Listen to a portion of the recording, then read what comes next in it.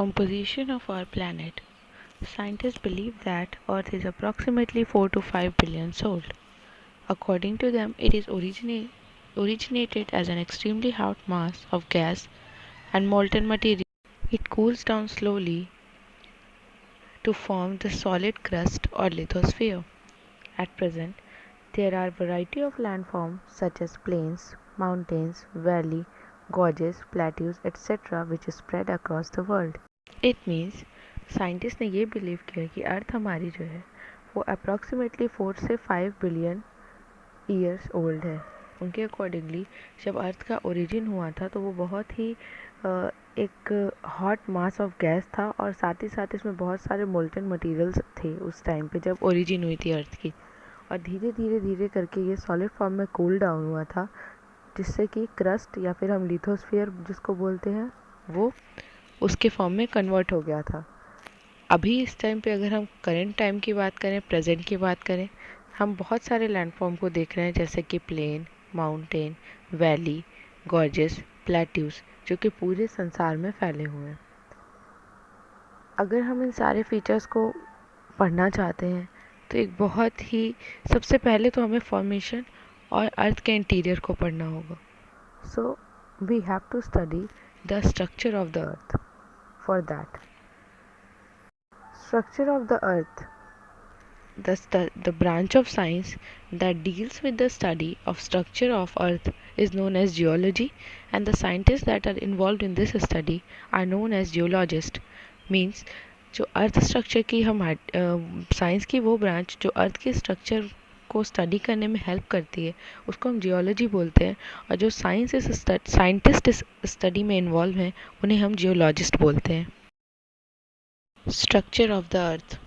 If we talk about the structure of the earth on the basis of composition, properties of rocks and their density, the earth is divided in 3 concentric layers, that is crust, mantle and core.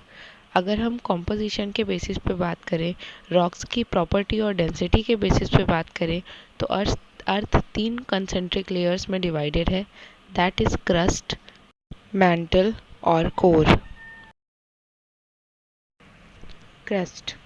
Crust or lithosphere is the solid outermost layer of the earth composed of rocks and minerals.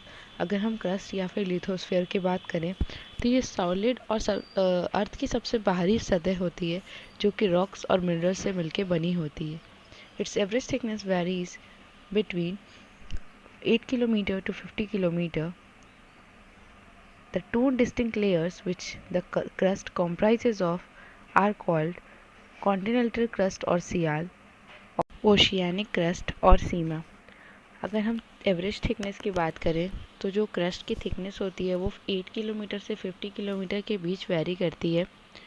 Crust 2 distinct layer से मिलकर बना हुआ है जिन्हें हम continental crust या फिर सियाल और ओशियानिक क्रस्ट या फिर सीमा के नाम से जानते हैं। कॉन्टिनेंटल क्रस्ट और सियाल। The continental crust or Siyal constitutes the uppermost layer of the earth crust. अगर हम continental crust या फिर सियाल की बात करें तो जो अर्थ क्रस्ट की सबसे ऊपर वाली लेयर होती है उसे हम बोलते हैं। Its thickness is up to 50 kilometre. इसकी जो थिकनेस होती है वो 50 किलोमीटर के अराउंड होती है। It consists of lighter rocks rich in silica and aluminium.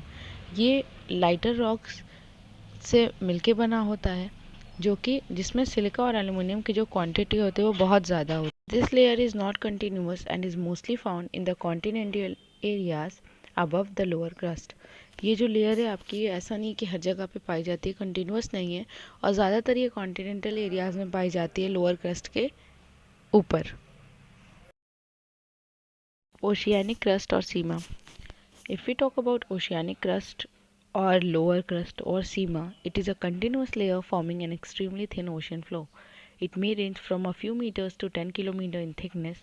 The main mineral of this layer are silica and magnesium. अगर हम ओशियानिक क्रस्ट की बात करें तो ये एक कंटिन्यूस लेयर होती है जो एक बहुत ही पतली लेयर फॉर्म करती है ओशियन फ्लोर पे। अगर हम थिकनेस की बात करें तो उसकी रेंज वेरी करती है कुछ मीटर से लेकर के 10 किलोमीटर पे। अगर मेन मिनरल्स की बात करें तो इस लेयर में सिलिका और मैग्नीशियम ज़्यादा पाया जाता है। मैंटल मैंटल और mesosphere is a term use for the second layer of the अर्थ। अगर हम अर्थ की दूसरी लेयर की बात करें तो उसे हम मैंटल या फिर मेसोस्फीयर कहते हैं। It lies beneath the crust and extend up to core of the earth. ये क्रस्ट के नीचे और कोर ऑफ द अर्थ तक एक्सटेंडेड होती है, मीन्स फैली होती है। It's average thickness is 2900 kilometre. इसकी अगर हम थिकनेस की बात करें तो 2900 किलोमीटर के अराउंड इसकी थिकनेस होती है। The mantle is made up of rocks which are far denser than those constituting the crust. इसका क्या मतलब है? इसका मतलब ये है कि जो मैंटल होता है वो रॉक से बना होता है जो बहुत ज़्यादा डेंस होते हैं कंपैरेटिवली रॉक्स क्रस्ट के रॉक्स से। Okay, the mantle consist of 3 layers depending on temperature and pressure conditions. They cause the rocks to be solid or semi-solid. The temperature of the mantle is extremely high because it contains molten magma coming to the surface as lava during volcanic eruptions. Iron, magnesium and silica are the major constituents of the mantle. Mantle जो है हमारा वो 3 layer से मिलके बना हुआ है जो कि टेम्परेचर और प्रेशर कंडीशन पे डिपेंड करते हैं। ये रॉक को ये ऐसे जो टेम्परेचर और प्रेशर के अकॉर्डिंगली जो रॉक्स होते हैं वो या तो सॉलिड फॉर्म में मिलेंगे या तो सेमी सॉलिड फॉर्म में। जो टेम्परेचर होता है मैंटल का वो बहुत ज़्यादा होता है, एक्सट्रीमली हाई होता है, क्योंकि इसके अंदर जो है वो मोल्टेन मैग्मा, जब वॉल्केनिक इरप्शन होता है तो उसकी वजह से जो पिघला हुआ लावा जो बाहर आता है सरफेस पे वो इसके अंदर होता है, इसीलिए इसका टेम्परेचर बहुत ज़्यादा टेम्परेचर होता है मैंटल का। और आयरन, मैग्नीशियम और सिलिकॉन जो है ये सारे मेजर कॉन्स्टिट्यूएंट्स है, मीन्स मेजर थिंग्स हैं जो कि मैंटल में मिलती हैं। Mantle, as I have said, it consists of 3 layers. These 3 layers are namely uppermost mantle, middle mantle और asthenosphere, lower mantle. Mantle 3 parts में डिवाइडेड है, upper most mantle, middle mantle या फिर हम इसे एस्थेनोस्फीयर भी कहते हैं, and lower mantle. The upper most mantle of solid rock extend from the crust downward to a depth of 75 kilometre to 100 kilometre. The middle mantle has an approximate depth of 300 kilometer. Because of intense heat, the rocks are partially molten and therefore in a fluid state. This layer is also called the asthenosphere. In Greek, the term asthenos means to flow. If we study about all the 3 layers, अगर हम इन सारी तीनों layer के बारे में पढ़ेंगे तो सबसे ऊपर ही जो लेयर होती है वो मैंटल की अपर मोस्ट लेयर होती है जो कि सॉलिड रॉक से बनी होती है और जो 75 से लेकर के 100 किलोमीटर की डेप्थ में क्रस्ट की तरफ जो है वो फैली होती है, उसकी जो लेयर होती है। दूसरी लेयर जो होती है जिसे हम मिडिल मैंटल या एस्थेनोस्फीयर बोलते हैं, इसकी डेप्थ 300 किलोमीटर के अराउंड होती है। क्योंकि बहुत ज़्यादा गर्मी होती है तो रॉक्स जो इस वाली लेयर में होते हैं वो काफ़ी पिघली हुई अवस्था में मिलते हैं, पार्शली मोल्टन होते हैं एंड एक लिक्विड स्टेट में भी मिलते हैं। एस्थेनोस्फीयर इसको क्यों कहते हैं? क्योंकि एस्थेनोस का मीन्स होता है फ्लो। तो जस्ट बिकॉज जो यहाँ के रॉक्स हैं वो काफ़ी हद तक मतलब पार्शली मोल्टन या फिर लिक्विड स्टेट में होते हैं, दैट इज़ वाई इस लेयर को हम एस्थेनोस्फीयर भी कहते हैं। जो हमारी सबसे लोअर मैंटल है, जो सबसे लोअर लेयर है मैंटल की, उसके जो रॉक्स होते हैं वो सॉलिड हैं हीट और प्रेशर की वजह से। Core, the earth's innermost layer is known as the core और बैरिस्फीयर। ठीक है, जो अर्थ की इनरमोस्ट लेयर होती है उसे हम या तो कोर या फिर बैरिस्फीयर के नाम से जानते हैं। The thickness of this layer is about 3500 kilometre. इसकी जो थिकनेस है वो 3500 किलोमीटर के अराउंड है।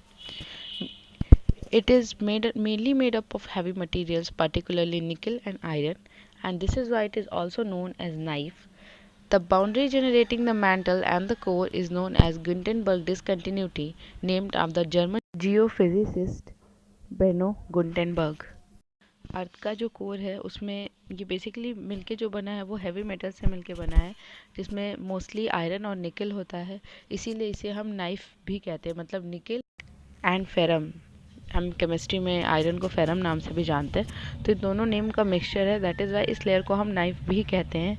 तो कोर को, जो अर्थ का जो कोर है उसको हम 3 नामों से जानते हैं, कोर, बैरिस्फीयर या फिर नाइफ। जो बाउंड्री मैंटल और कोर को सेपरेट करती है उसको हम गुटेनबर्ग डिसकंटिन्यूटी कहते हैं, जिसका नाम जो जर्मन जियोफिजिसिस्ट थे बेनो गुटेनबर्ग, उनके नाम पे पड़ा था। The temperature of the core ranges from 3000 degree Celsius to 6000 degree Celsius. अगर हम कोर के टेम्परेचर की बात करें तो वो 3000 डिग्री सेल्सियस से 6000 डिग्री सेल्सियस के बीच में रहता है। कोर भी जो है बहुत ही ज़्यादा एक्सट्रीमली हाई प्रेशर में रहता है, और जो मेटेलिक नेचर होता है कोर का, इसकी वजह से जो मैग्नेटिक प्रॉपर्टीज़ होती हैं अर्थ की वो हमें मिलती हैं। The core has two layers, the solid inner core and the liquid outer core. The outer core comprises semi-solid rocks and the inner core is solid. Though temperature here are the highest, the pressure of the overlaying layers keep the rocks in a solid state. It means core की दो layers होती है जिन्हें हम solid inner core और liquid outer core के नाम से जानते हैं।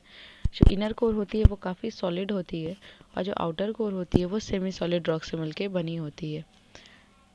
यहाँ पे जो है टेम्परेचर सबसे ज़्यादा होता है, तो प्रेशर होता है जो ओवरलेइंग लेयर्स के बीच में, ये रॉक्स को सॉलिड स्टेट में रखने में हेल्पफुल होता है। That's all for today's class. Thank you.